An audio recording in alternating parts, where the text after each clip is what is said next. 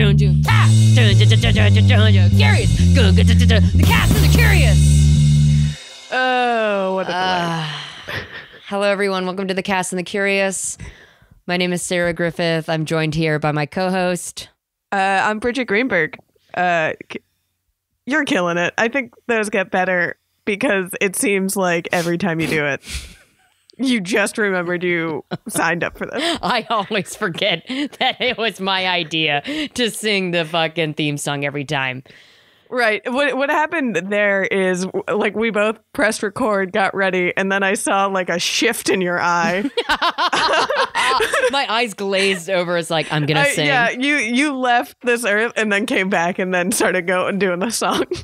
I have to reach Valhalla in order to get the guttural vocal talents it takes to imitate metal rock.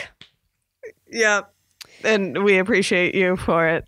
Woo. Wow, here we are all the way at the Fate of the Furious.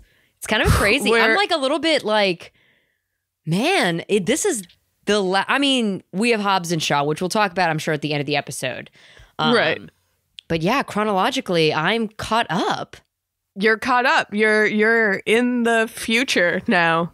You're all invested in the universe now. There are no secrets. Okay, I'm going to start this episode, actually, Bridget, by asking you, based on the comments I have made about episodes 1 through 7, going into this movie, how did you think I would respond to this film?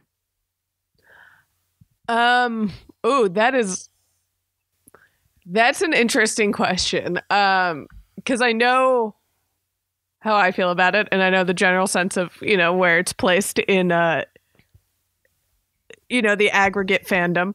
So I kind of, you seem to be falling on line a lot with the general sense of these movies, people's general sense of these movies. So I think you probably thought it was too long. Bridget, I hated this movie. Yeah. This is without a shadow of a doubt, not only the worst Fast and Furious movie, period. Were it not for this podcast, I'm not kidding you, I would have abandoned it. I would have turned it off. Yeah. This was like, the other movies I've just been watching and I'm like, haha, Small Beans is sponsoring this shit. This is an excuse for me to watch these movies. This is one where I was like, no, this is a job. I have to do this for work. Taking this seriously now. Yeah, this one sucks. Sucks. Sucks. I feel like this one felt like phoning it in a lot. It is so out of character, I think. Oh, God. It hurts me to, like, do this whole thing and be, like, kind of shitting on these movies, but also, I don't like this one. Charlize Theron is just, I think the big difference is we don't have, I love Charlize Theron as an actor, but in this, she is just barely acting. Wasted. I could talk about Charlize Theron being wasted in this movie for 60 minutes. She is genuinely one of the finest, like, stunt performers in our industry today. Nary, she's a badass. Nary does she even throw a fist. She does have some great lines where she says, "Hack 'em all," and I do like that someone wrote "hack 'em all." She is not acting like she is. It's like she's just literally reciting words on a page. It's like really not even her fault. Like, I genuinely don't blame her whatsoever. Like, I still love Charlize Theron. I actually loved The Old Guard, just by the way. I fucking love that movie. The Old Guard is incredible. Awesome. Incredible. I mean, I texted you initially because as soon as I saw her fucking head of hair, I was like, please get me off of this. Please tell me this is not the movie I'm going to watch. Yeah, unfortunately, yeah, it is. She plays a hacker. And she is just like, there's nothing else. She plays a hacker and she's bad. Cypher. Her name is fucking Cypher. Another list of great names. I kind of sort of tried to write notes, but genuinely, this was so annoying, I had to stop. But I did just write a note at some point in this movie that just says, I'm going to kill myself. Like, this is just not it. And here's the thing. I knew going into this movie, I just had a feeling leaving Furious 7, which I genuinely have not been able to stop thinking about. I've been thinking about the Fast and Furious a lot lately because Furious 7 was so good. I knew in my heart, kind of like the final season of Game of Thrones and kind of like episode 9, I knew, well, this one I'm not going to like as much. Yeah. But yikes. We also, yeah, it's definitely not a favorite. You're reacting very harshly, which no, I mean, this is also just I don't like blame you for my first impression. So I don't know, maybe I'll come around, but I just like, God damn it, I did not like this. This is because I was thinking as I was watching this movie and as like the action is coming to a head and stuff. This one, I was thinking about like asking you to break down the plot of this movie because that's always a fun exercise. I could do it in 2 sentences. Like, there's really not much. Thought it would be. Well, no, I mean, this one is the most like, if you break down like beat by beat how the action works in this movie, it's the most indecipherable, and that's saying a lot. For these movies. There were full sections of this movie where I like came to midway through a scene and I'd just be like, where are we? What is Why this? are we here? Yeah. What is this?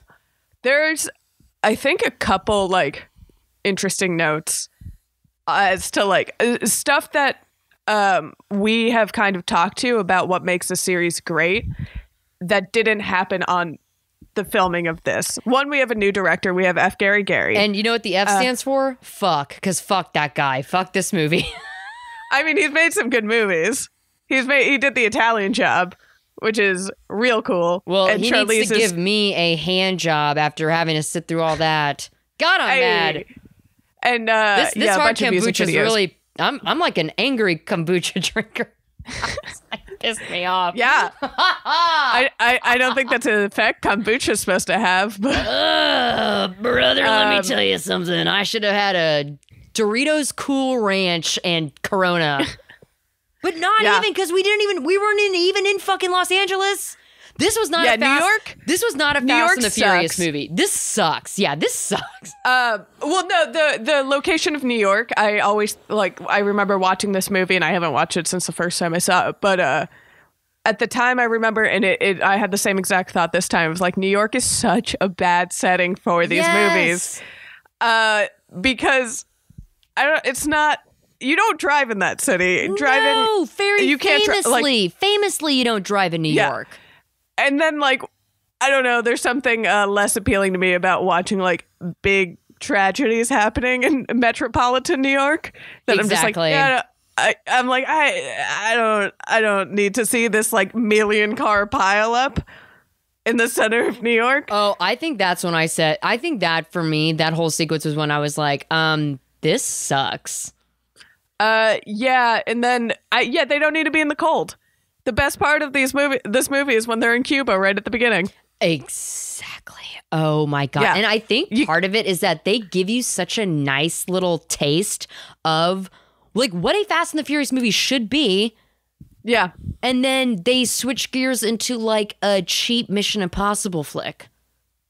Yeah, there's a little too much. It's almost too much to do. I don't know what it is, but also I just feel okay, so one, we don't have Justin Lin, which is he's making Star Trek Beyond right now. At this point, yes. Which that's a great movie. Sure. If you've seen the Star Trek original series like me, you know Star Trek Beyond bangs. Yes, but we need him on these. We need him. We need him back. We clearly need him. And also, there seem to be here's the insider, here's the gossip. Yeah, because this movie came out in like 2017, right? Yeah. God almighty, that's crazy. Yeah. So there just seemed to be like, from what I understand of the drama, just like a weird vibe between Vin Diesel and The Rock. Like they kind of don't like each other. I actually, please continue, but I have such a big point to make about Dwayne Johnson in these films, but please continue. I guess what happened at the time is like it was the last week of shooting and The Rock made like this very long Instagram post. It's so catty. I'm talking about his Instagram post, but he like subtweeted. They're not going to listen to this. Yeah, he like subtweeted Vin Diesel basically, and it was like a long post about how he loves all his female co-stars and how he loves shooting these movies and the energy is always great. But some of his male co-stars aren't acting like, I'm obviously paraphrasing, aren't like acting like grown men or adults, so being respectful. And there was a reported meeting then on set because that was a jab at Vin Diesel, who was like showing up late to set and like trying to like fuck over The Rock scenes a little bit as a producer. Keep talking about this, please. And then I'm ready to fire off. Go ahead. And I guess the beef started because during filming of this movie, Hobbes and Shaw was announced, and that would delay F9. You know what? Weirdly enough, this does sound like vaguely something I did get wind of. Yeah, so that is the like lore as I have read it from non-reputable sources, but that is what is understood to be like an underlying issue in this movie, and I think it kind of comes through. Yes. It kind of comes through that like they're not having fun here. Yes. Everyone who's in this movie is in here because they have a contractual agreement to be in this movie, I feel like. Yeah. And I will start by saying that I will give it this much leeway. You almost have to break out of the Fast and the Furious we've come to know, literally out of respect for Paul Walker. Like, yes, you know, it couldn't be same shit, but without Brian and Mia. Like, that would be almost disrespectful. Yeah, so a corner had to be turned, whether they turned the correct corner. Yes. Maybe they'll straighten out. I kind of feel like the same thing maybe happened with Star Wars. It's like, well, we got to break out of this, but it's also like, fuck, where the fuck do we go? We have a year and a half to make this movie, and we have no script for it anymore. And also, Carrie Fisher's dead. God, I said that so harsh. Sorry. I don't think they're... Yeah, I don't think they're the series... Like, this movie, while it's certainly not my favorite, and I would say it's a little bit boring even. Yes. Where's the fucking cars? Where are the fucking cars? Show me the cars. Yeah, there's not driving. There's not like camaraderie. Like you don't get the feeling that they're having fun. Like I said, the stunts, like it felt like everyone was talking about stunts until we did a stunt. Yes. Which is like, we were talking around like, we're going to do this. And that's like, I don't know, 70% of the movie. And then 30% is a stunt. It is. And then the stunts, I don't know. So much business and talking. And then the stunts. Yeah. And the stunts in this, we talked about the big chase scene in New York. It's not, I don't think they're as cool or fun because we're just seeing pileups occur, which is how that would it's not realistically sleek. Work. And that's not cool. I don't want to just see the like this is kind of the big discussion in especially movies, I think, how far can you suspend your disbelief? Because it's shit like Gremlins. Like, okay, we can buy that there are little monsters that turn into, like little cherubs that turn into monsters, but like, you know, they cross through the snow at a certain point, but they're not supposed to touch water, right? Kind of like these famous plot holes that you can't get over because it's like, listen, I'm willing to believe so many things about these movies, but like, Jesus, fuck, you are asking me to like completely invent an entire new reality for the Fate of the Furious. Yeah, what I will say a fight that I do love in this, and like a big set piece stunt, is the prison fight between Hobbes and Shaw. Straight up kicked ass. That's straight up and down kicked ass. I love a good prison fight, and that was fucking badass. Yeah. That's where you're like, this is the series that I came to watch as The Rock's like curling a fucking concrete shelf. Yeah. Okay. I'm gonna ask how we want to do this, because I could walk through the plot, or I could I kind of want to give my take about Dwayne Johnson in these movies first, because that really informs how I feel about this movie. I'm interested to hear your Dwayne Johnson take, and then we'll get to your breakdown. Yeah. Okay. So first of all, Bridget, do you know it's No Nuance November? So basically, the idea is that you can give an opinion and you don't have to explain yourself or like go in depth with it. It's just like, it is what it is. I mean, yeah, but I want to warn you before you say what you're going to say. I know internet comment people exists. Can also, yeah, exactly. This isn't a vacuum. People have my Twitter account and they can reply to me. Yeah. Okay. This isn't a vacuum. I know. So I'm going to give my take, and then I'm going to justify my take. And truly, I would be shocked if people really strongly, like, I'm sure people might disagree with me on this, but I think what I'm about to say makes total sense. Because I'm kind of prepared to unplug and leave you here after you say this. Oh, no. You're not going. You're going to be totally on my side. So leaving Furious 7, like almost as soon as we were done recording, I kind of started to, like, because that's when I truly was like, I love this movie. I know fate is going to disappoint me because I love Furious 7 so much. I mean, yeah, like, it's just the nature of the beast, right? And I've just been thinking about this a lot. It's like literally, especially leaving Furious 7, my big fix-it for this franchise actually is take Dwayne Johnson out of the equation entirely, and the Hobbes character just joins with the Elena character. Because literally, even Furious 7, I was thinking like, I kind of don't like that they brought Hobbes in to basically like be an extension of the Elena character, which is a fed. Because I know Elena and Hobbes team up. Like, that's how we meet her, is that she's with Hobbes. I just think Hobbes then graduated to full-fledged member of the team, and Elena like got knocked down to kind of like a B player. Like, she's Mia's babysitter, basically. She just kind of shows up here and there. I thought it was like really cool of her to step aside for Letty. Like, I appreciate that.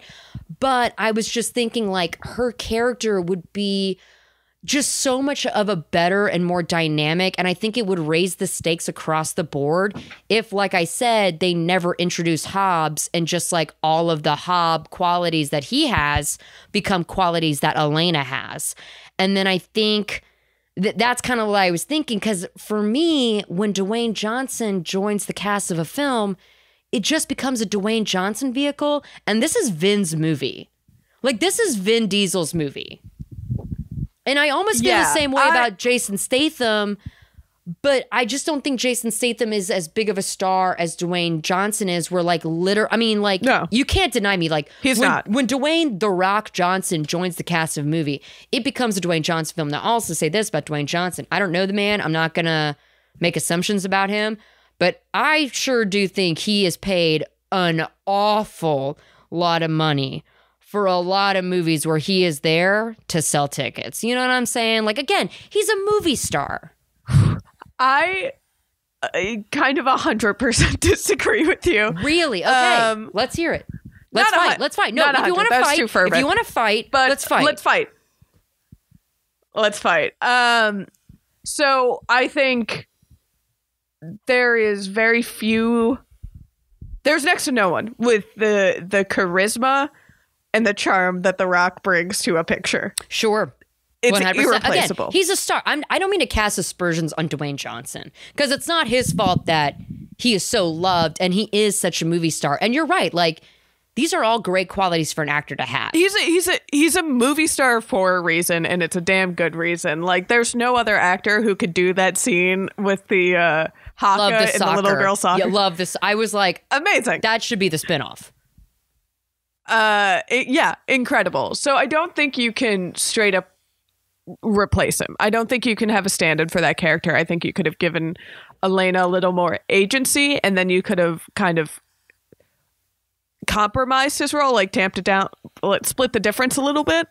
But he's still the really, Rock. They serve the same purpose in that they're feds who are also in with Dom's team.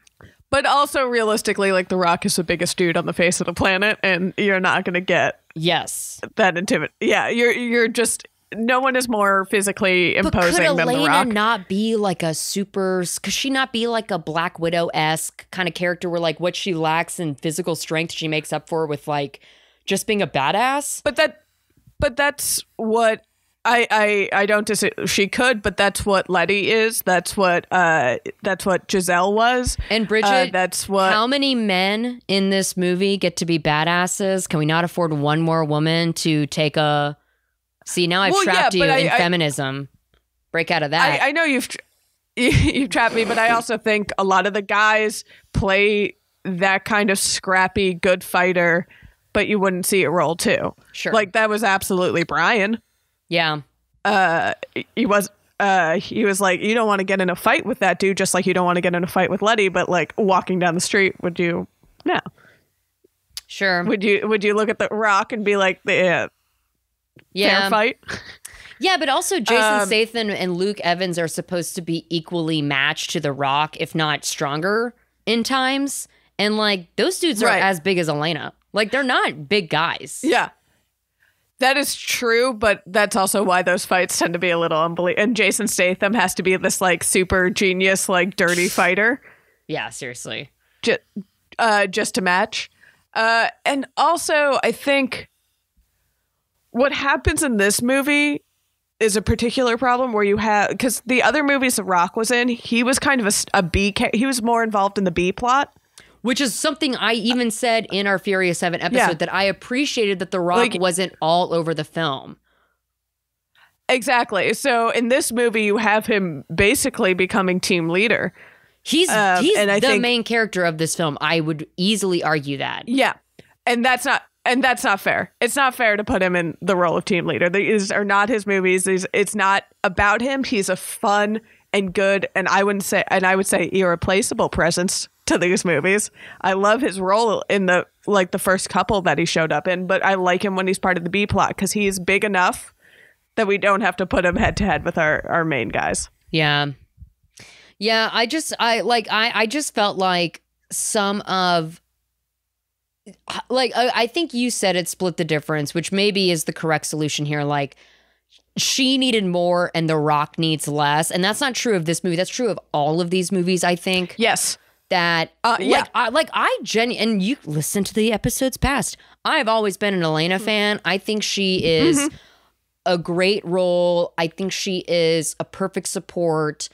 And I literally before this movie, I was thinking like, I feel like maybe we could have balanced the equilibrium of Hobbes and Elena a little bit better. And now that I've seen this movie, it's like, of course, Elena should have been more of a character in the other movies. If this is where it's going to wind up for her, holy fuck.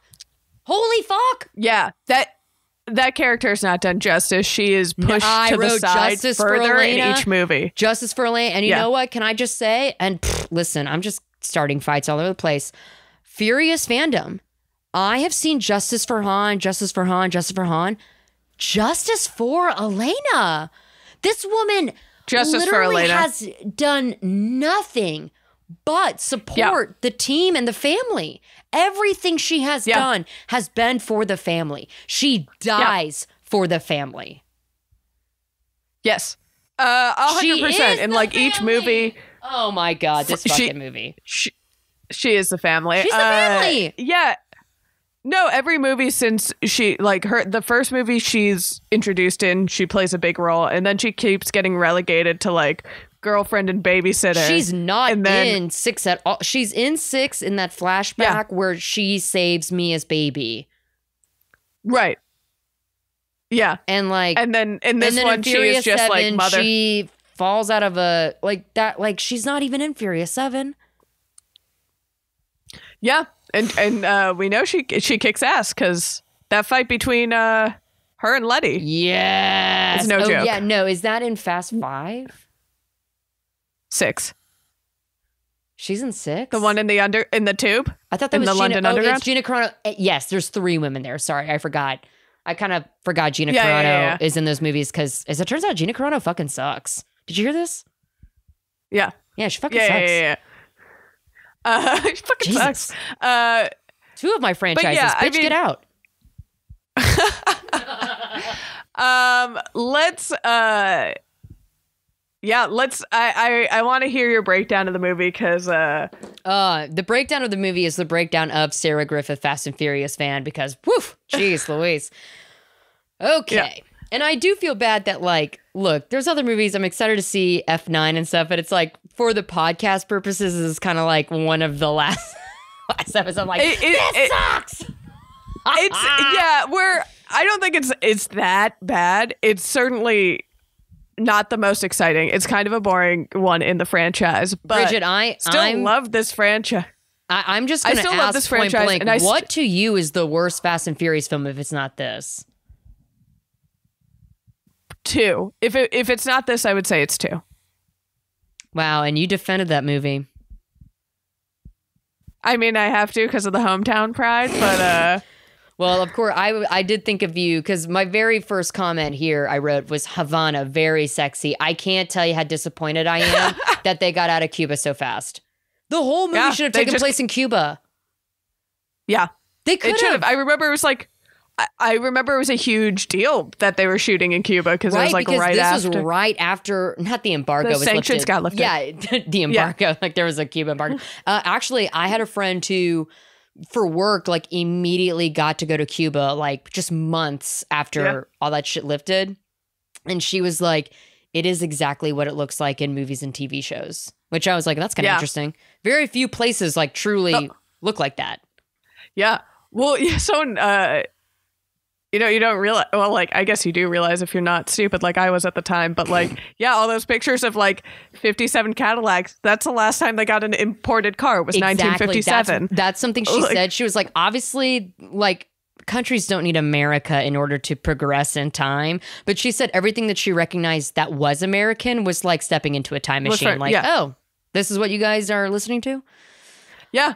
I actually like was so excited about Cuba. I was so into this. We find out like Dom has a cousin in Cuba. And I'm like, okay, so I guess Dom who is very handsome with beautiful eyes. There are a lot of hotties in Cuba. I did actually make a note that the Cuban chick who does like the like racers the flag, get ready. That is the hottest woman in these movies. She honestly, if we're ranking best of those girls, she's up top.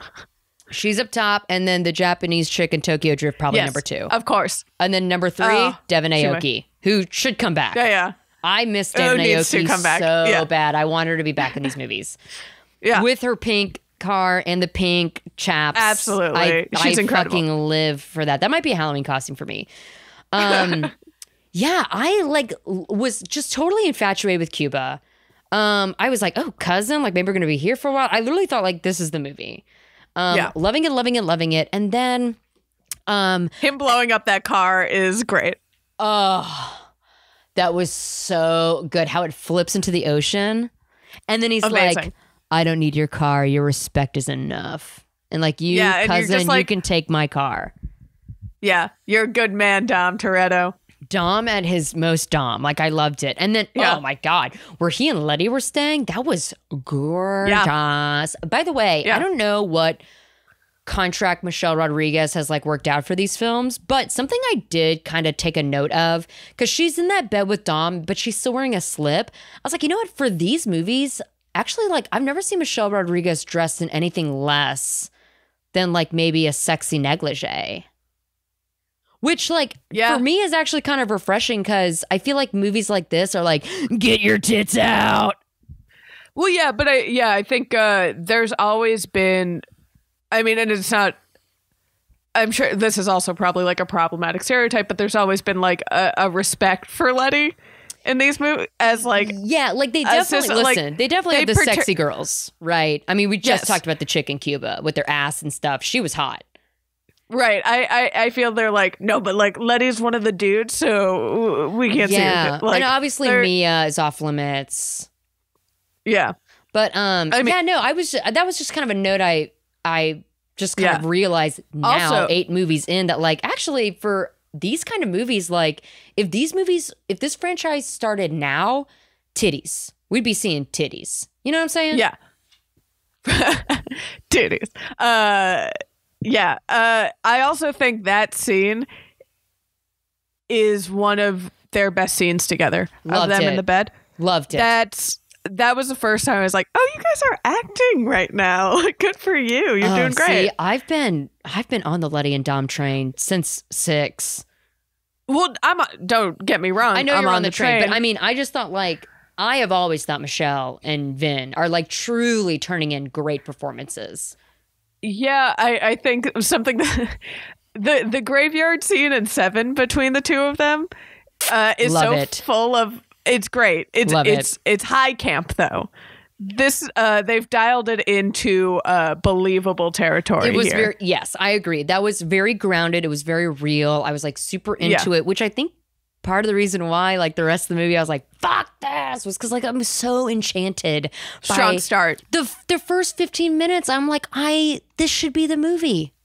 This should be it. Although I'm glad it's not the movie because then we go to Dwayne Johnson as the coach of the soccer team, which I love. Yeah, and soccer dad. It's a haka, right? I wrote that note down, but I don't want to mislabel it. Loved it. Oh my God, that little joke that's like, oh, I see a lot of moms are here and the MILFs like look at Dwayne like, hey. Like I'm literally like the first 20 minutes of the movie, I was like, I'm so happy. I love these movies. Yay, all of my friends are here. And it's like truly it is Charlize Theron coming into the movie where it's just kind of like it like hicked up off of the rails and then the train completely got off the tracks for me. Yeah, that got off the tracks and then ran across a huge iced over ocean, I guess, because that was bigger than a lake. It's the Bering Strait. Oh, for fuck's sake. Oh my God. I gotta know geography and shit in this. I was happy in Cuba. Yeah, where it was warm. As a general rule for the Fast and the Furious, because I also, even though I know everyone loves the 6th movie, really didn't like London for them. I mean, it was like cool, and I did ultimately like get into it, but these movies should take place in cities that are hot year round. Yeah. I agree. So do Roman and Tej. They don't like the cold. Yes, and thank God for Roman and Tej. Literally, where would I be without Roman and Tej? Where would I be? Their charm is incredible. Yeah, I mean, okay, so Charlize, and again, like I love Charlize Theron. She's incredible. This is not her fault. She is it's not. She is a professional. She does the job. She doesn't ask questions. I admire that in an actor. I admire that in her. She is so brilliant. I don't even think she acts all that poorly in this movie. It's just everything about her character I fucking hate it. It's especially that hair. Yes. I can't blame her. I can't put the blame on her too much because it is a character that is completely flat. All our other villains had like charm and a story and a code. She was just like bad hacker. I mean, her name is Cypher. Like that. Her name's like there is just nothing that was put into that character other than she's a really good hacker. Yeah, no, they completely tapped out on her. Yeah. Yeah. Which it kind of seems like she'll be back though. Like I kind of got the implication at the end of the movie that like we may see her again. Right, because she didn't die. Which apparently neither did Luke Evans, which I was like, yeah. He's fucking not dead. Assholes. How the fuck? And then it's like, oh yeah, well, you haven't had a lot of luck on planes, have you? It's like, no, he died the last time he was on a plane. I was there and I saw him die. I watched him die. Yeah. But you didn't. But as it turns out, I did. But it turns out you didn't. But yeah, so Charlize with her white lady dreads. Oh, Jesus. clearly Christ. blackmails Vin Diesel into working for her. Yes, that was obvious. But this, to me, I mean, hey, screenwriting 101, right? If there's a problem in the movie anywhere, there's a problem in Act 1, right? Like the setup, that's where you fumble the ball.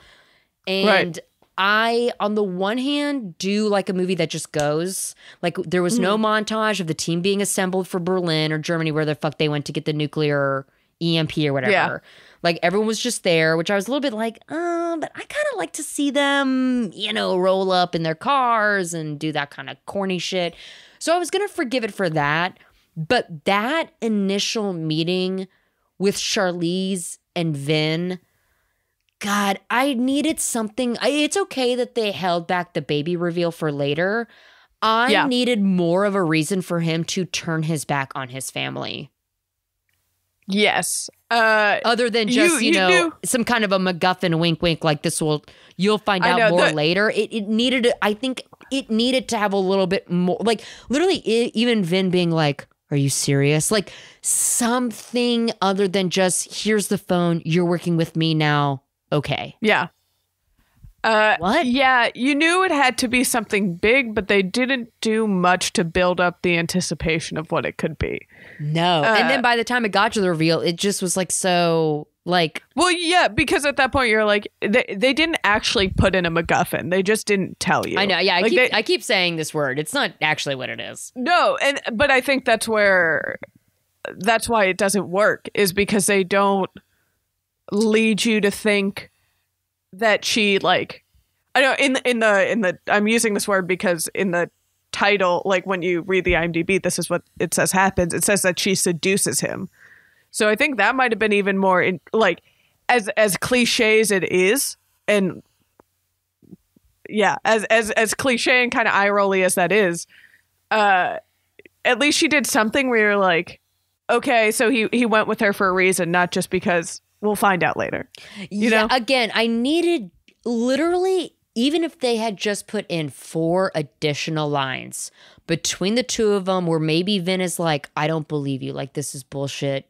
I don't know who you are, what you're trying to do, but you need to get out of my family's life. And she'd be like, no, this is the truth. Like, something other than what we had. Because it was just, to me, like literally when he was betraying the family in Berlin or whatever, I was like literally dumbfounded as to like, what could that have possibly been?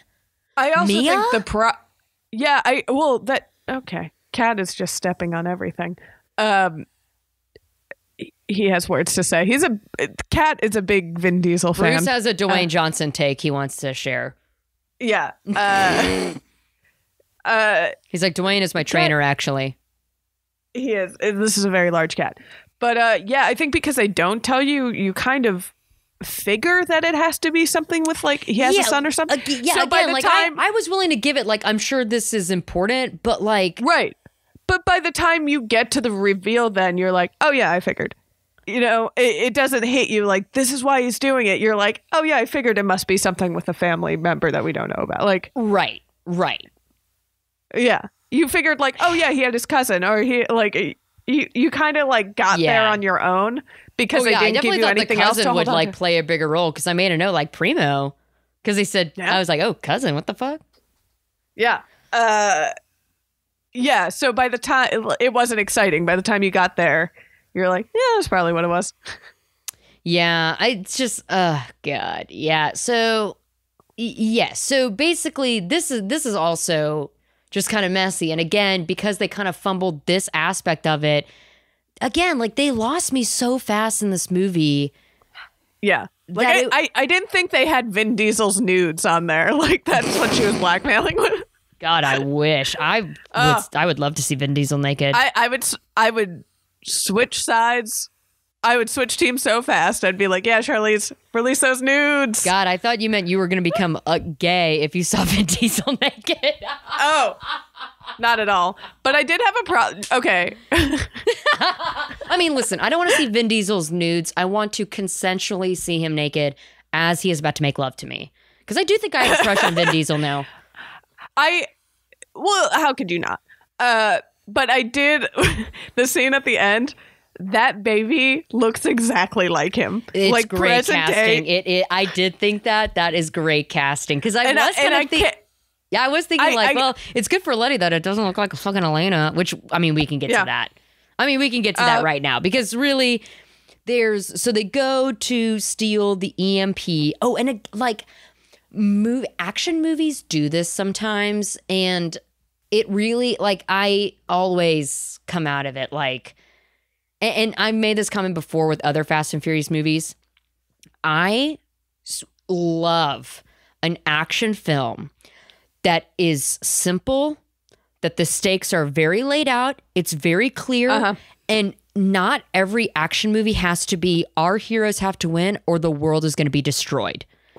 And when you bring nuclear fucking weapons into your action movie, you lose a point in my book because I just think that is okay, this is the most obvious big stake thing you can do versus some of the other Fast and Furious movies I like.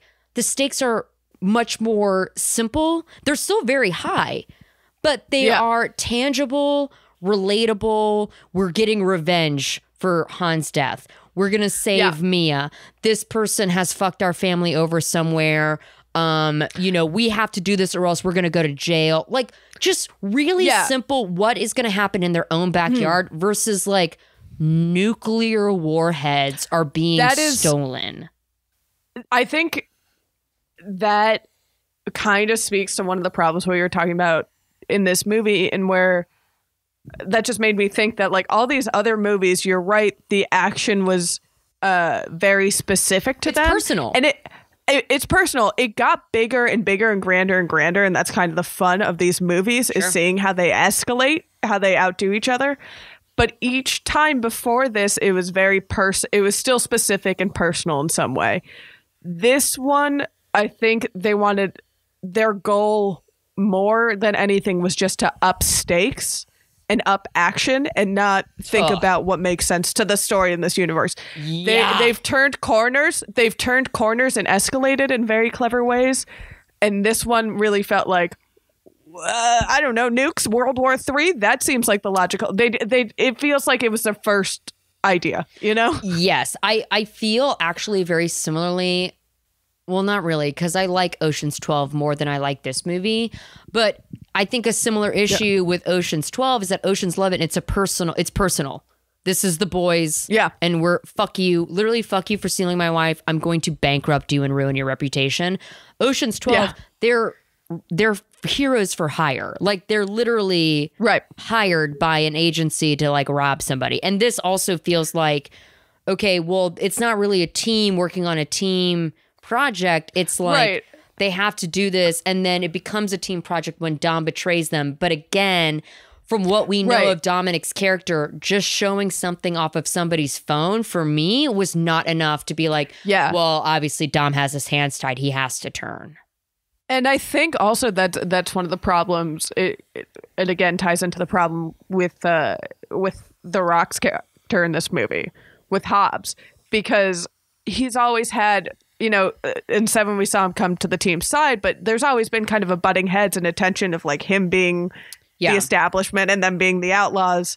And then I think you lose some of the fun in the family and the person. Interpersonal aspect when he becomes team leader, because then again, like you said with Ocean's 12, they become to feel like hired guns and not a team of people who are doing this for each other. Right. It kind of, and for the audience as well, it's well, I mean, okay, because truly, what if bad guys right now in our real life have nuclear codes? Yeah. And it's again I don't want to say this for real life, but within the movie, outside of just the power of having it and maybe being able to use it as a blackmail or a piece of leverage, Charlize, what are you gonna do with this information? Are you gonna nuke a city? What's the plan? What's the bad guy plan in this? Yeah, I mean, she does have that line about I can do whatever I want tomorrow and the next day, waha waha. But yeah, so I mean, it's again a very and action movies do this all the time where they have very unspecific stakes, and that's when you have action movies, you're like, where you follow, and I think that's part of the problem when you see action movies and you're not following the action. You're like, wait, why are they here? And why are they here? Yeah. How did we get here? And it's because the stakes are so nebulous and big of like, oh, I'm going to get these nukes and I'm going to blow up the planet. It's Dr. Evil plan. It's not a real exactly. It's plan. Like, what, you want to take over the world? Like, is this, you want world dominate? Like, how many foreign leaders do you think are, Charlize, who are you contacting with these nuclear codes? Yeah, I mean, they've dealt like Braga was the God's Eye not more valuable than that? Like, I feel like they've already, I just, ugh. They've dealt with like bad guy, like Braga was kind of one of those nebulous bad guys who was an arms dealer and a drug runner. That was the difference. But yeah, I mean, it was still fun, and then they still made the stakes personal by kidnapping Letty. I think they tried to, with Braga kidnapping Letty, I think, I mean, I guess she kidnaps Dom, but it's still, I don't know, it doesn't feel like such a strong hold. It doesn't feel the same because that drama with Letty was like so much more severe. And this is the other thing too, like, maybe I missed this in my blind rage, but like, in lieu of Dwayne Johnson becoming the alpha, why was literally referred to in the last movie as Mrs. Alpha? Why was Letty not like the team leader in this movie? I missed the scenes with Letty being like, no, that isn't Dom. He would never betray us. There must be something going on. Like, I think we got like some tastes of that. But I mean, she says that a lot. That's why I needed more though. The tag, like, they kept repeating. There was like a catchphrase of that's dumb. Yeah. That is dumb, and that is not dumb. Right. But if you're gonna separate our lovers, like, at least give me the angst. Like, that's the fun in separating your lovers, man. That it's like but I didn't get it enough. Yeah, because there were like, I guess if you think about it, basically, I mean, maybe I'm wrong. Maybe we have to go deeper into your review of like 3 big fight set pieces. We gotta go deeper. We gotta go deeper. He said this like it's Inception. Like, wait, there's more. These films have layers, and that's why we're dissecting them. Yeah. I'm not. Okay. Yeah. So sure. I guess we are just on the cusp. Okay, so where we left off is they just stole the EMP. Dwayne Johnson got tapped for that. Honestly, if they had just kept Dwayne Johnson in jail and then Hobbes and Shaw would have started with that prison break, I think I would have been happy. That would have been fine. Because again, Dwayne Johnson, it's just too much paprika, if I may borrow a blank check expression here. It's a good flavor to have, but too much of it overwhelms the dish, right? Yes, that's fair. But the prison break was actually, I think, the best scene of the movie. Can I say that? Because that was at least like, okay, cool, fun. This is Fast and Furious that I like. Where great it's just fight. People knocking each other around. Or like the shit talking the Rock between. Throwing one corrections officer, like riot officer, into 3 others. So love it. Oh, how about the rubber bullet bouncing off of his fucking neck? Which I wish I didn't know how badly a rubber bullet can fully fuck you up. Like, I wish I didn't know that information, but now that I do, I'm like, oh, fuck you. He's literally Dwayne Johnson and Jason Statham, their characters in this movie took the Captain America super serum. Like, they are fully like Stark Industry produced creatures. For that fight. They shot up that stuff right before this fight because it is unreal, the stuff they're doing. Yeah, just rubber bullets bouncing off him like they're super balls. I did also say, I did notice, because I mentioned this the last time, Dwayne Johnson again says some bitch instead of son of a bitch. He says some bitch. So much so that I watch movies with the captions on because I'm an egghead like that. And it says, me too. It's you saw that, right? It said S-U-M-B-I-T-C-H. Yeah. It's S-U-M-M-A-B-I-T-C-H. Some bitch. That line reading is perfect every single time. Again, I like truly the first, I would say, outside of Charlize Theron, the first 30 minutes of this movie, I was like totally jamming to. Yeah. Yeah, we got I'm interested to see if I'm pretty sure he is Scott Eastwood, Clint Eastwood's son. Is that who that is? Yeah. Because I just was thinking, is this a Hemsworth that we haven't met yet? It's one of the 9 other Hemsworths. Because honestly, if Chris or Liam weren't franchise stars prior to this movie, it would have been one of them in that role. Absolutely. No, this feels like not a Luke. Wait, yeah, Luke Hemsworth. Is that one of them? The one that's in Westworld. Oh my God, this is one I don't even know about. This is a bonus Jonas.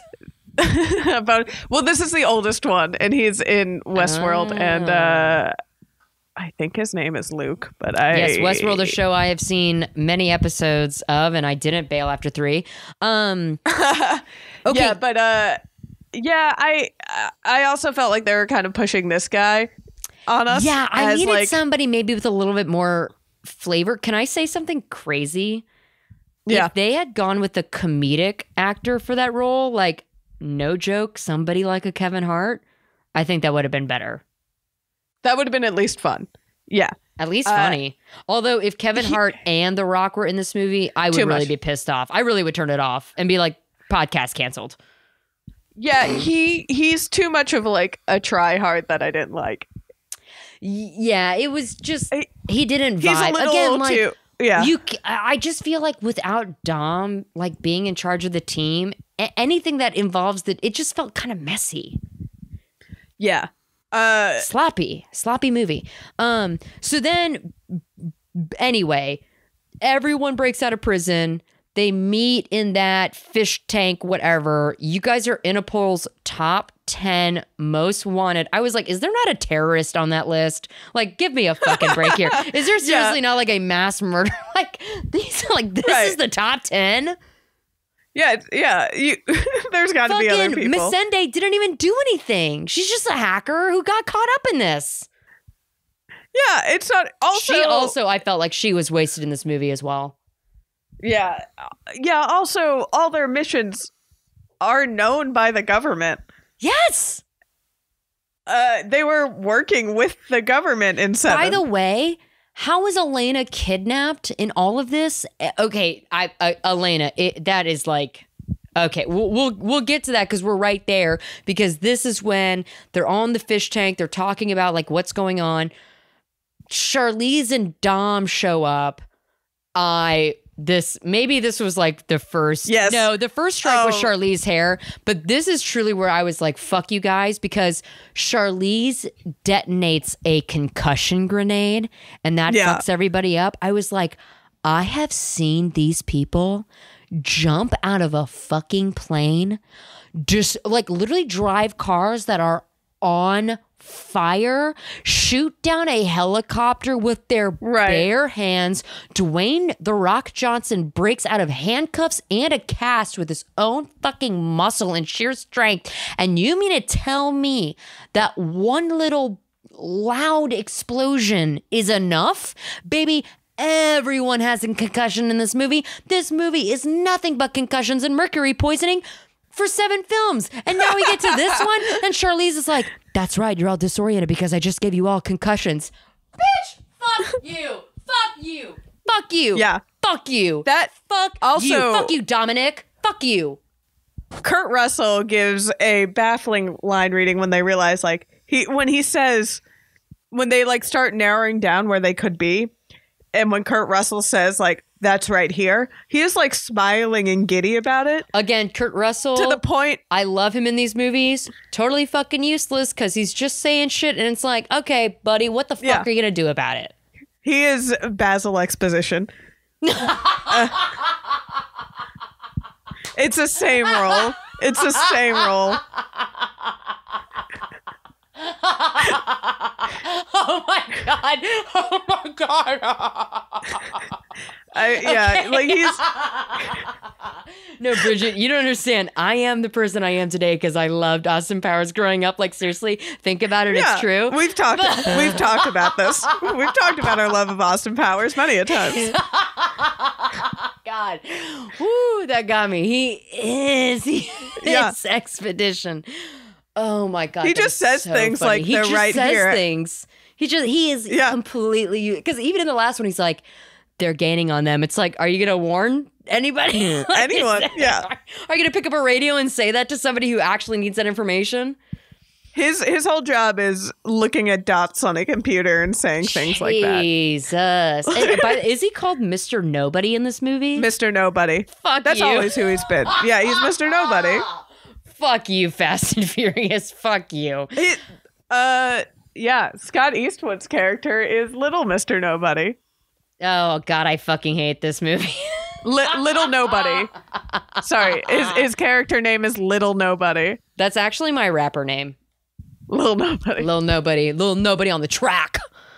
And then truly, so as if the concussion grenade did it, because literally, what do I say every single episode? I'm like, boom, everyone has a concussion in this movie. Yeah. And then the one time everyone does have a concussion in this movie, I'm like, bullshit. Yeah. Oh, no. Concussions in this universe are intense. Like, they're near impossible to get. Near impossible. When they happen, they're bad. But to me, truly, we are coming up on the scene in the movie where I thought, I'm glad I didn't see this in theaters, because I've never left a movie while it's playing in theaters. Like, even the shit ones, I will sit through all the way. Even if I see it for free, for some reason, I'm just like, well, if I'm here, like I came all this way, I'm going to watch this all the way through.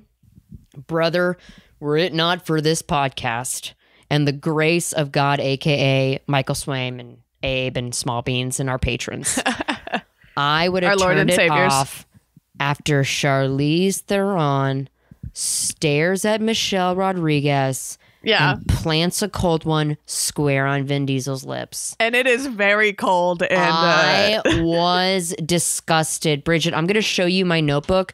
Do you see where I wrote, boo, boo, boo? Yes. I audibly booed the movie. Boo. And I would have booed the movie if I were in theaters. I mean, that was a moment in the trailer. Really? Yeah. That moment was in the trailer, and you're like, "What?" And that kiss, even without context, looks just as dispassionate as it was. God, you know, it's funny. I definitely saw trailers for this movie because I remember the billboards for this being everywhere. I mean, like, I went to the movie. This was like Movie Pass era. I saw like probably 70 movies in theaters in 2017. Yet nothing of this movie's trailers or promotional materials clearly left a mark, because I was disgusted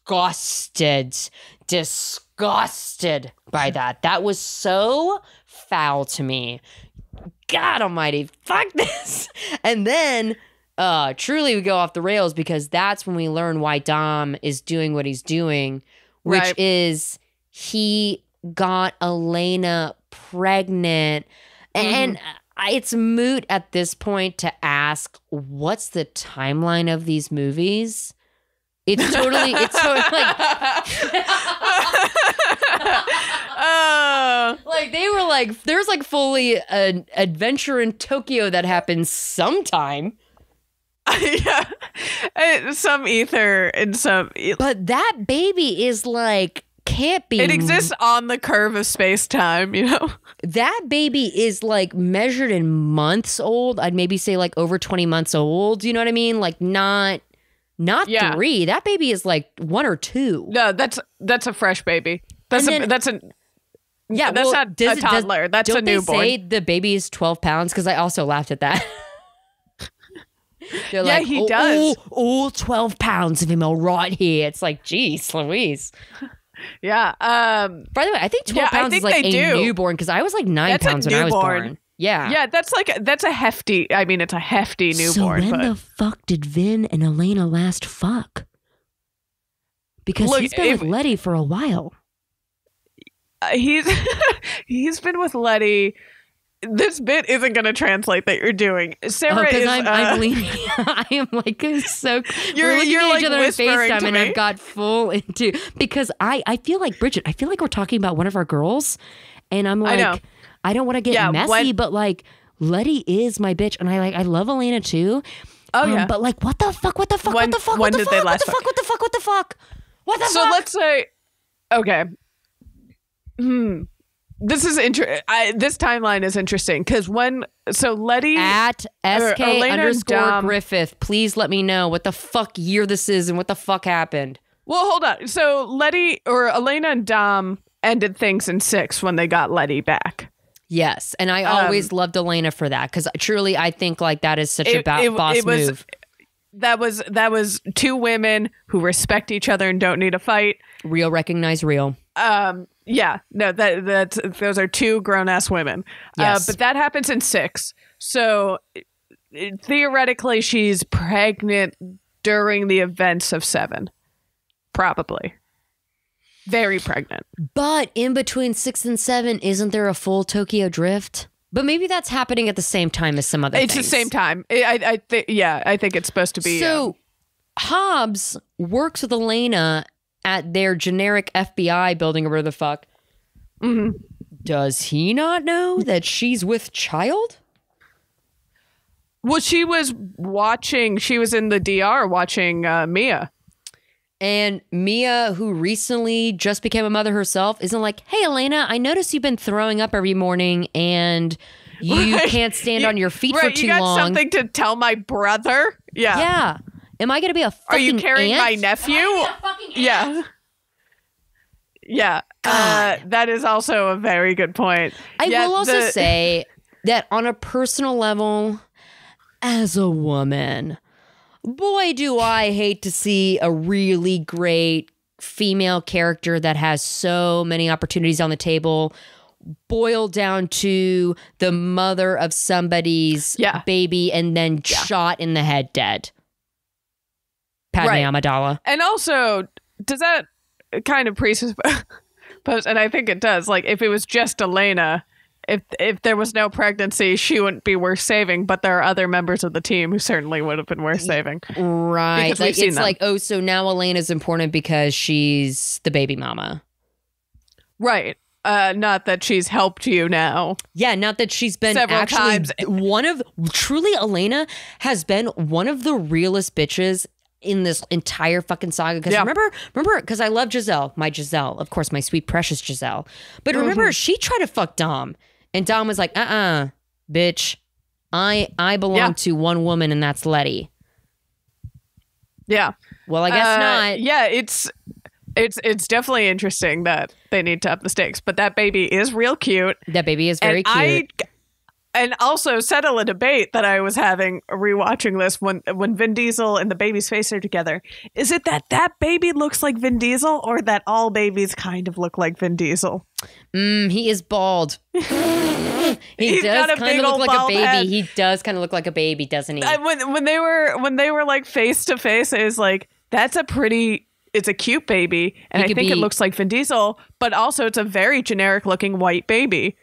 That is true. Why is that baby white? But I guess that's not.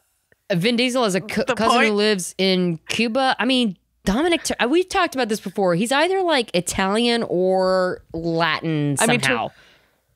Maybe both. Yeah, I think because at one point he mentions, that he's from the DR. Sure. Or he is in real life, and I'm getting those two things confused. Dominic and Mia, I mean, those are names that. Yeah, God, that could be anywhere. Yeah, I mean, Toretto certainly sounds Italian. To a Latinx family. Toretto? I don't know. Yeah, maybe. I mean, the root of the languages are the same. Giselle goes from being a Mexican woman who was working with Braga to just like fully she's Israeli. yeah. Like Han was like, we're dropping any pretense. Han was like, so when you were in the IDF, what was that like? yeah, just completely dropped any pretext because God bless her, but Gal Gadot has an Israeli accent and can't do much else. There is really no escaping that accent, which fair, it's worked for her, good for her. Also, she has a beautiful voice. It's a great accent for her. I will, going back to the Elena baby stuff, I will also say, Jesus, we just got through saying how beautiful that scene was with Letty and Dom, where Letty was like, I want to be a mom, essentially. And I think it's great that she does eventually get to raise a baby, but it's kind of like, That's fuck, you are raising somebody else's, again, as a woman. It kind of fucking pissed me off, actually. It kind of fucking pissed me off. I mean, we've gotten to know Letty's character, and at this point we're like, no, she'll happily raise this baby as her own and be... For sure. I mean, it is a little bit like also, maybe she has Elena, because Elena, stepped aside for Letty, and maybe this is Letty being like, all right, again, real recognize real. I love Letty and Elena as like kind of each other's opposites.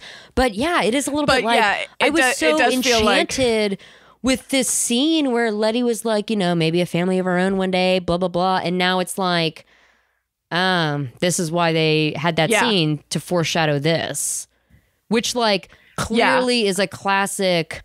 I mean, you and I both know this feeling of when you're watching a movie and you're like, a man wrote this. Yeah. A man wrote this, because this is a man's idea 100%. Of what a woman would want is just any fucking baby to fall out of the fucking sky, and boom, you're a mom. What? Yeah, it has a pretty transactional view of also, motherhood. Can I be completely honest and say something dark? If Elena got knocked up by Dominic and she's a fed and she's like in this operation, she would not have carried that baby to term. Like this is not realistic. I mean, I think that fits in the science of these worlds, because also that baby, let's just say Shaw, for like Godfather of the Year, he better be the godchild of that parent, because he was fighting with that baby. God, which, that by baby's the way, seen some shit at 20 months. I can't tell you how many times I wrote down Shaw killed Han. Shaw killed Han. Giselle and Han, my babies, are fucking dead because of this family, and now Dwayne Johnson is fucking giving him a fucking handy and joking around with each other. It's like, what the fuck is this? I know. Sarah and I were supposed to be maids of honor. We were supposed to be in the wedding party of Han and Giselle. This man killed them, and now he's in charge with taking care of the baby. Very that's cute baby. His job in this whole thing. You know what? In another movie, I really would have loved that scene where Jason Statham was shooting up all those guys with the baby. Again, in another movie, that's what Hobbes and Shaw is. It's 2 men and a baby. God, honestly, I wish. Honestly, it should be the Hobbes spinoff should be the soccer team, and the Shaw spinoff should just be him, his brother, who's somehow literally Jason Statham, Luke Evans, Helen Mirren, and Vanessa Kirby. I could just watch those four. I don't need anyone else. Oh, take them out of the Fast and the Furious. Put this family, give them their spinoff, and that's their own family. And it could be like a British Fast and Furious. Yeah. They get stuck in the roundabout for like 30 minutes.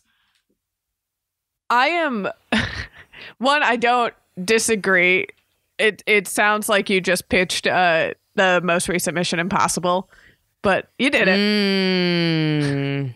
Well, Vanessa Kirby, we love Vanessa Kirby. Oh man, I don't think it does, because I was just reminded there is a guy, like one of those early Guy Ritchie films where it's just like everyone's kicking ass and shooting things in the middle of London.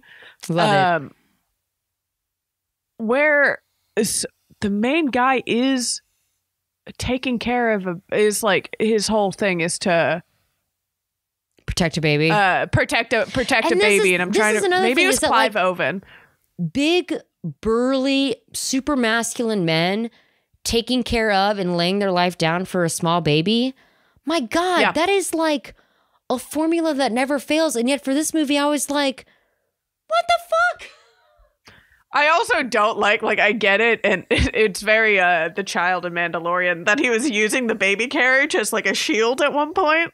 Yes, that did get a little bit, and also like I thought it was the headphones was cute. That was like a funny little joke, but you also can't play music that loud for babies. Like that's also bad for their ears. No. Yeah, I'm worried. Also, that baby has seen some shit, and it's only like how does that manifest? Oh yeah. By the way, when Charlize like opened the door, that baby immediately died of hypothermia. I hope you know that. Immediately. Immediately. This fucking child. No, it's not. Oh, poor. It's not the baby's fault, Cute. and it's not Elena's fault, and it's not Charlize's fault, and it's not The Rock's fault. We can't. Well, maybe it is a little bit The Rock's fault, but we don't have to revisit that. Yeah. So then I did write Helen fucking Mirren. I do love that in Helen Mirren's emeritus years, she's just kind of been like, sure. Like, I feel like her agent is like, well, you got an offer. And she's like, all right, might as well. I've done everything else. I'm a bloody dame. Yeah. I feel like Helen Mirren's thing is, it would be fun to see Helen Mirren in that. Yes. And I do love that she had a Cockney accent that fit Jason Statham and Luke Evans' accent. Like, I think that was fucking cool. I love the part where he's like, I can't believe you talked to my mom. Yeah. And that was great. That was really charming. I will say, for as much as I wrote down Shaw killed casting. Han, with the mom business and just Jason Statham being just genuinely, I think, weirdly very charming or just very captivating on screen, I was really digging that towards the end of the movie. Like, that reveal actually was like, all right, you know what? This part I actually am kind of digging.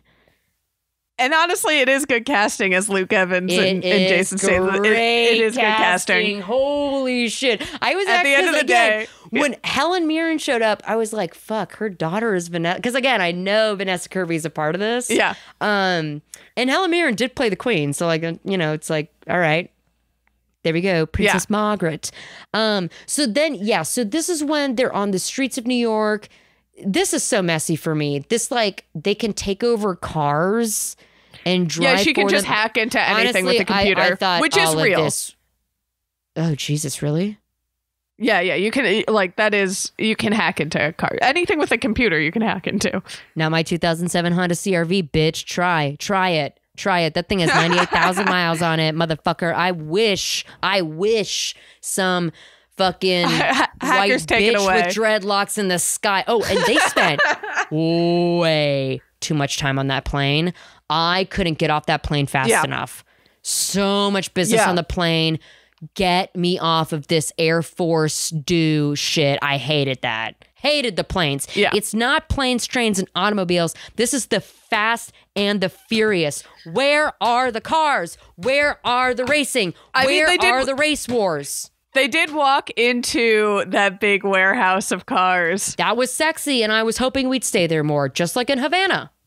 Yeah. There wasn't enough car action. I mean, there was a good race scene on the ice, but like by then. But at that point, I was just watching Die Another Day. Yeah. That's definitely what it felt like, because the only other scene you got was in New York, and again, that one you were more like, I hated that. I truly that. Yeah. It's a cool concept that they did not earn. That could have been a cool finale of a movie in Los Angeles. I just don't think you can have. I just don't think it makes sense to have racing scenes in New York City. It doesn't, because I think everyone knows that. We were kind of holding this franchise to the fire about having racing scenes in DTLA. Literally, we spent all of last episode being like, right, they're on 3rd and Flower and they're just breezing through the street. You think that's gonna fucking you're gonna sell that shit in New York City?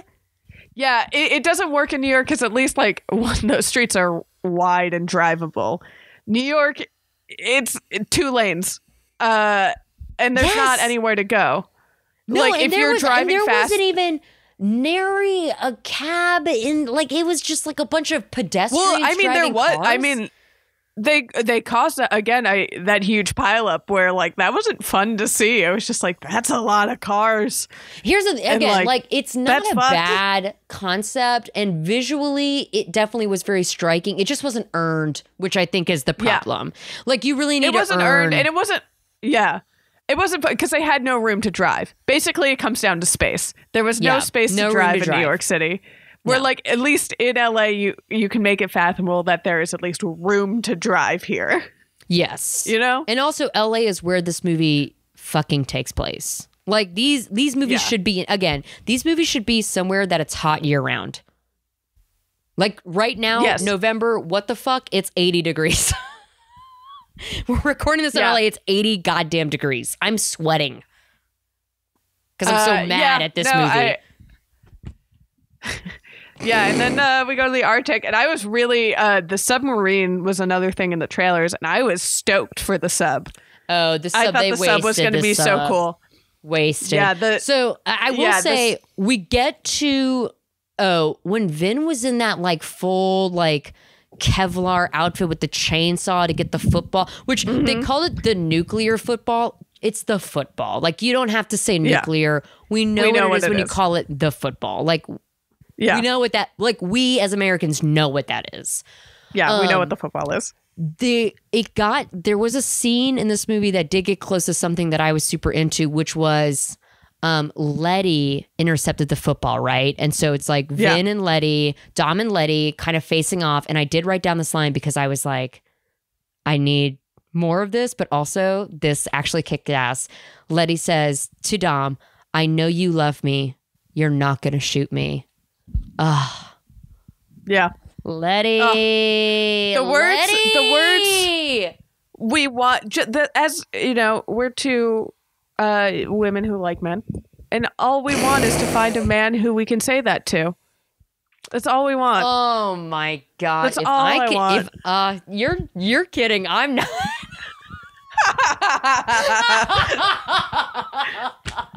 I want such an unhealthy relationship. I get to say that one day. Those words need to come out of my mouth. No, but I did, again, like that business in the alleyway, I was like, oh, good. Here's something that I recognize, something I love. And I just want to say, like, when I was a teen, we're getting into rough stuff territory, but I've talked about this on that show. And if you're listening to this and you haven't listened to rough stuff, shame on you. We can do this because of that.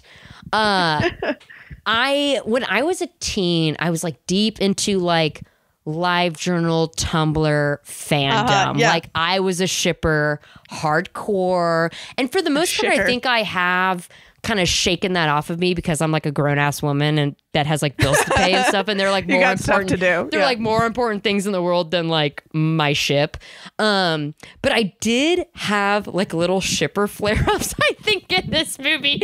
Cause like I truly like Dom and Letty, this is like my OT fucking P. And like all of this shit is happening. I'm like, no, just OTP. Give me OTP. I'm dusting that one off. Kids, look that up on urbandictionary.com. It took me a minute to put that together. My OTP. No, but that was definitely like, I did in that scene specifically, I was like, wow, have I regressed fully to being a shipper watching these movies? Cause like, I'm like pissed about like the Elena baby mama thing, which again, not Elena's fault. It's the writer's fault. Like, I just kind of like had a flare up of like, dude, am I about to like look up like Dom and Letty fan fiction after this? And the answer is yes. Yeah, of course. Oh, man. Oh, and then, so this is where I literally stopped writing notes, and it's very violent on my page. I might scan these and put these on my Instagram when this drops, because I want people to see, like, the fucking, like, how I like fell apart watching this movie. Because that is when, so they let Letty go. What's his ass from Game of Thrones, who was wasted on this film also. Again, another wasted character, Tormund. Tormund, thank you. Another wasted character. But that is when Tormund kills Elena. And that's when I was really like, this is disgusting. Hashtag justice for Elena. Can we literally get that? Because it's a little bit upsetting for me to know that like Han is the one that everyone's like, no, bring back Han. No, Elena. Justice for Elena. What a great character that had so many things on her table completely swiped for the purposes of raising the stakes and giving Dom a baby. Again, a little sexist, this film, I would venture to say. For sure. In a way that like, even though I know like we always joke about the sexy ladies, like Tokyo Drift, they have like the sexy ladies in the GPS, like whatever. It's one thing to objectify hot girls. It's another thing entirely, though, to get a perfectly They're already hot. What do they want? You know, whatever. Look, because you know what? Those actresses, those models, they show up on set for their couple of days. They get paid. They leave. Good for them. And they are gorgeous. Elena, though, deserved so much better. And really, it was hard. Once they killed her, I really was like, okay, so fuck this. Not that, look, she had to die, though, because, like, what the fuck was that going to be at the end of the movie with Letty? Right. But there was almost no emotional stake to it. None of it was emotional. I could feel it from Vin. Like, I think Vin did a very serious and convincing job of, like, really feeling Elena's loss. But yeah, it just, like, she went out with a whisper instead of a bang, and I really don't like that for her because, again, even prior to this movie, I was thinking, like, I wish she had a little bit more stake in this situation because she really is a great character who really is. Elena is the fucking realist. She is the Han, Giselle, Elena, my God, my angels who watch over me now. They deserve better. Definitely. Also, I need to rewind the clock a little bit just to talk about Vin Diesel's chainsaw arm. I hated all of that. It was wild. He came out looking like a full, like, Deadpool villain. That is not that scene was not the Fast and the Furious. That was fully a different movie. That was Bloodshot that we got a sample of, and then they got back to Fast and Furious. Yeah, that was weird. That really felt like, all right, guys, you're grasping now. You know, I did also write handle on. I did also write a wayward note that just says Hobbes suck, which I think we kind of addressed that. Like, it was a little bit too much Hobbes in this movie, I think. Yeah. I think that moment with Vin was something that it's where they I think, again, maybe bringing in another director and not having Justin Lin behind it is where it feels like the movie's going through the motions of, like, you want to see this crazy thing? And it's like, no, we do want you to escalate and we want you to push the envelope, but in a way that feels authentic and not just like you're doing fan service with no heart behind it. It is a little bit of growing pains, which is kind of what I said. Like, look, you do have to break out of the Paul Walker Fast and Furious era. Because again, it genuinely would be fucking weird if they were at that house in LA drinking Coronas and, like, Mia and Brian are absent. Like, why wouldn't they be there? So I understand that. And and again, like, every franchise has to make the choice. Like, are we going to make a big leap into something different? Or are we going to stay the same? The Force Awakens versus The Last Jedi, which I think both of them fucking bang for different reasons, though. Yeah. And it was like, well, one movie is too similar to what we've already seen, and the other movie is, like, not a Star Wars movie. It's like, well, okay, well, then what the fuck is the happy medium? And there isn't one. Yeah. When you're making a big creative choice. So I understand, and I am patient, and I'm willing to accept that. Like, again, like, I'm not, like, throwing in the towel on the Fast and the Furious. No. But that's what I needed. Here's this movie is too furious and not fast enough.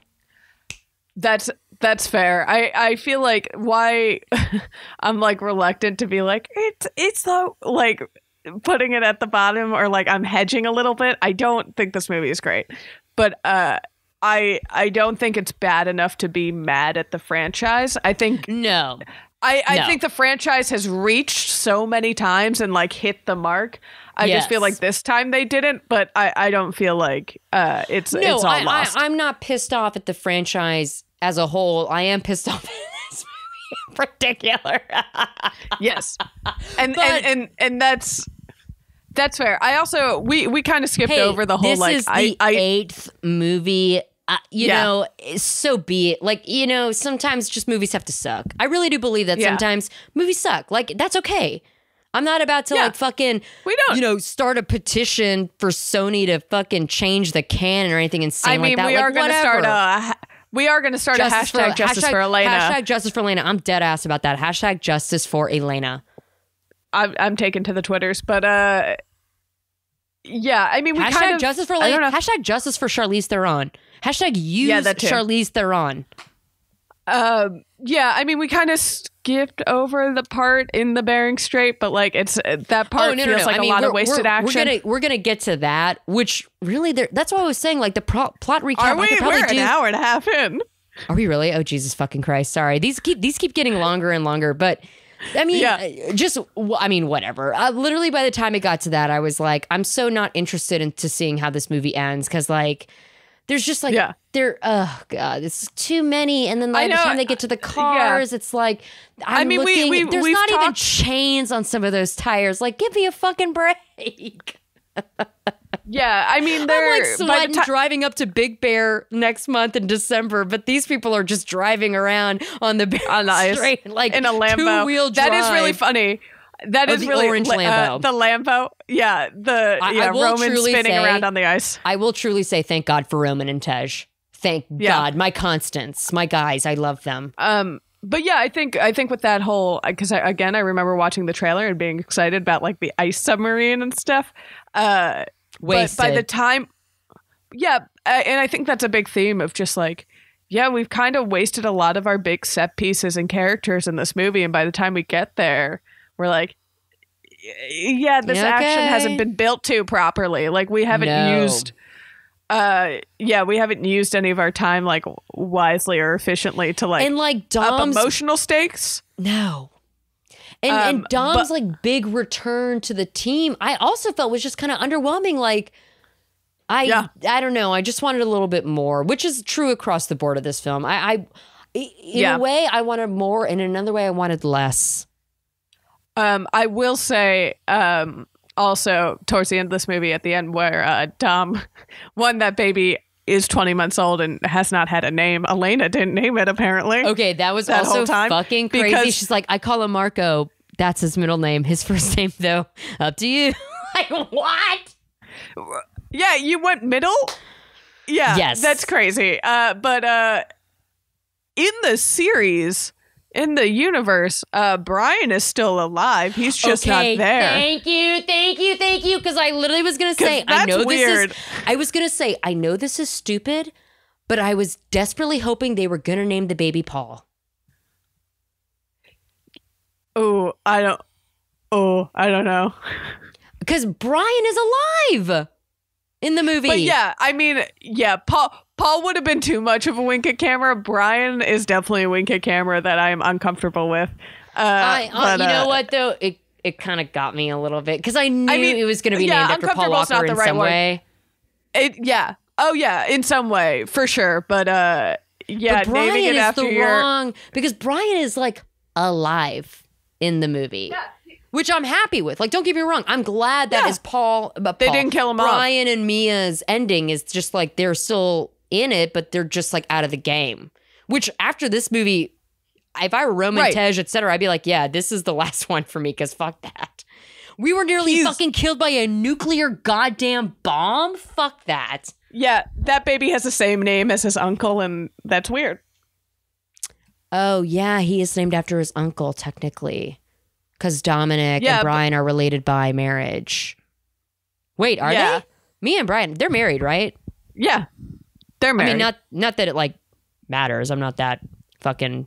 I just said Elena should have had an abortion, so clearly I'm not, like, they're not married? Yeah, I'm pretty sure they're married. But yeah, he's named after his uncle, and that's a little weird.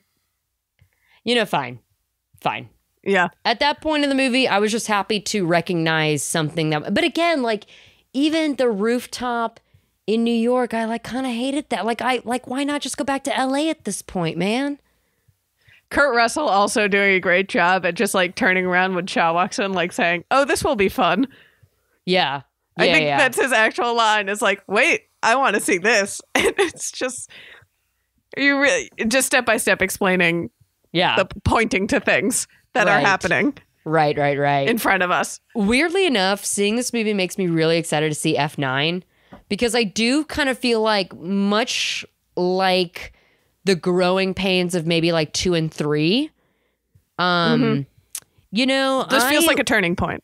It is a turning point, definitely. And I haven't seen Hobbes and Shaw, obviously. We will get to that, I'm so sure. And it's like kind of like you were saying, like, it's not enough for me to be like, fuck the Fast and the Furious. Like, listen, bitch, if I've come this far, like, are you kidding me? I had to suffer through that goddamn white trash asshole moving to Japan for breaking the law and shit. Like, if I hey, we love that movie. We love that movie. I love Tokyo Drift. Literally, I love Tokyo Drift except for him. Yeah, that's fair. But I'm excited to see. I'm excited to see F9 because it's like I'm now like into it enough where I want to see where this next turn takes us. But certainly this turn was a hard turn to take and not my favorite Fast and Furious movie. I would say dead last in my ranking. That's fair. But again, nobody take that personally. And the comments I've made about Dwayne Johnson, they're not personal. I just mean for the sake of the F and the F. He's a big presence to have on screen, and huge. You have a lot of big presences, and you have a lot of big presences on this movie. So you kind of need to dial him in, accordingly. But maybe Hobbes and Shaw came in late. Maybe Hobbes and Shaw alleviated some of that, so F9 is a little bit more. Oh my God, can I watch the trailer for F9 now? I think I can, even though I've definitely already seen it. I just didn't retain any information. You can. You're released. You're allowed. Yes. I can go to IMDb. I can read Wikipedia pages about this now. I'm spoiler free, bitch. I mean, except for Hobbes and Shaw. But there can't be anything in Hobbes. Well, you know what? I shouldn't even say that because this franchise has whipped me around so fucking hard. I can't. I have to remain silent here. God damn it. Well, we will have a Hobbes and Shaw episode. But Sarah is caught up with the main franchise now. Wow. She's officially in. Wow, I did it. She's in. She knows pretty much what we know now. So, so berate her as you will on the socials. Yeah, again, at Sarah SK_Griffith GRI FFITH like the park. Please yell at me about my bad takes from this episode. I mean, I honestly don't think I'll back up your takes for the most part. I think what I've said has made sense. I'll do what I do. You come in with a hot take, and I kind of turn the dial down a little bit. Bitch, I am a veteran of the Star Wars fandom. You fucking think you can hurt my feelings? Are you shitting me? Yeah. I have been through it.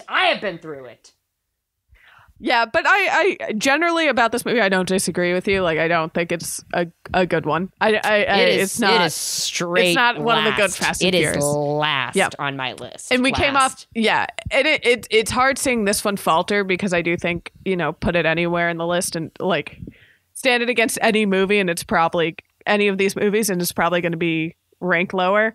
Yeah. But especially coming off the heaters that was 5, 6, 7. And you know what? I knew this would happen with 8 because, truly, like, God, I can't stop thinking about stuff. I just love that movie so much. I love these people. Yeah. They're great. But that's okay. Again, I made it through the shock and awe of Too Fast, Too Furious, and then the devastation that was Tokyo Drift, which now is actually a movie I really do enjoy. Charming. I'm really like charming into it now. Film, right? That's I'm into the thing. It. Yeah. And also like. I like Too Fast, Too Furious actually much better than this one. Justice for Eva Mendes, too. Because remember, she was in the post-credit scene. Get her ass back into these movies. Yeah. By the way, in between our last episode and this episode, they did announce that it's going to be 11 and they're done. Yeah, I do know that. So. Oh my God, we still have ways to go. Years. Who knows when we'll actually get 9? As of this recording, it's unclear when we'll be able to see F9. It's slated for a 2021 release. As to when in 2021, we'll find out. Exactly. So I will be pulling out all the stops to be in 10 or 11. I did, Bridgett, if you recall, earlier this year, I actually got a casting call for F9 for background. Right. But it was before you were. Yeah, but I was like definitely in it. They were looking for background for like cops. And I'm like, there's no fucking way 5'2" me is going to be cast as a fucking cop, even in background. But genuinely, I was like, I can't even apply for this job because spoilers. Like, at that time, I had just seen the first one. Like, I can't jump the gun and then overhear something on the set of F9. Yeah, I know you were too committed to the pod, and I appreciate that about you. But I'm going to tell my manager, get me into Fast 10 your seatbelts, or Fast 11. I think Christian came up with that one. I can't steal Fast that 10, one. yeah. Fast 10 your seatbelts. Fast 10 that is a good one. I really think the like sexy sleekness of Fast X Furious. That was my pick. Or you could put the 10 in the I-O in the word furious. Yes. There's no naming like convention. a yearbook, like when you write seniors and whatever your class name is, and you find a way to put the year in, no matter what. Yep. Exactly. Yeah. But yeah. So I'll make it happen. I'll sneak into these movies somehow. I live close to Universal, where I know they have filmed some things, so I'll just pull up. I'll pull the fuck up. Y'all making a movie? Here's what I'll do. I'll just wear every credential. I'll wear every credential that I own. I will show up camera ready, and just, it's not about what you know, it's about who you know and how well you can bullshit, and I will bullshit my way into Fast 10 your seatbelts. If you see like a couple security guards in the background ushering off like a beat up dark blue Honda CRV with an HSPVA sticker on the back, that's Sarah. And look out for that. You'll see me in the background because every other actor is going to be like 5'6", 5'7", 5'8", and there'll be a huge drop down, and that'll be me and then everybody else. Yeah. So look out for her, because clearly you're not giving up on these movies. I'm, of course, not giving up on these movies. No, I am all in. I love the Fast and the Furious. So, yeah, canonically, the timeline for you're caught up, but we got more to go, and we got some spinoffs. And we've got our next podcast, because everyone wants to know, what are we doing after we watch the Fast and the Furious? That's undecided. Oh no, I've decided. Well, let's leave them on a cliffhanger. Yes, come on. We got the Vanessa Kirby. It's like already there. We're halfway there. Come on. Make the jump with me. Sarah wants to do a Crown podcast, and I don't think the world's ready for it. Crown cast. Come on. Here's the thing. Michael and Abe will say no. And we have to give them first refusal. Fair. Because who wants to listen to us discuss The Crown every week? And it will be a weekly show for an hour, maybe two. Well, we need one full episode just to talk about the windows in the past, like the oh God! I'm having a stroke. Sorry, literally as I was watching this movie, I was thinking, I could be watching The Crown right now instead of this. What a neat next step for us. You can see it coming from a mile away. Honestly, if you love the Fast and the Furious, you will love Netflix's original series about Queen Elizabeth. Oh, I love The Crown. But anyway, that's neither here nor there. I'm gonna stop this. I'm gonna put an end to this right now. Please. I'm so hysterical after watching that movie. I've got nothing to say. Yeah, Sarah needs to go to bed. That's a wrap. That's a wrap on Sarah Griffith on the Fast and the Furious franchise.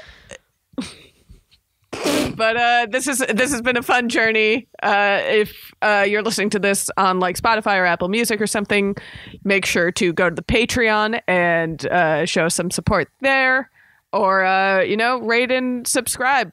Tell a friend. Small Beans. Tell a friend. If you've been loving this podcast this year, tell a friend. I think everyone's kind of looking for something fun and stupid they can listen to, and this is that show.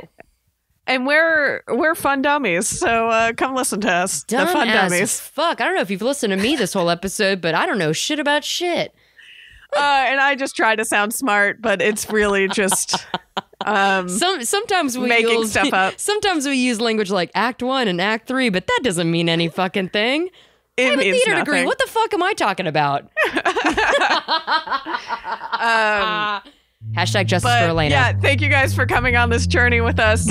We'll definitely do something for Hobbes and Shaw. So stay tuned. And with that, I'm going to make Sarah stop talking.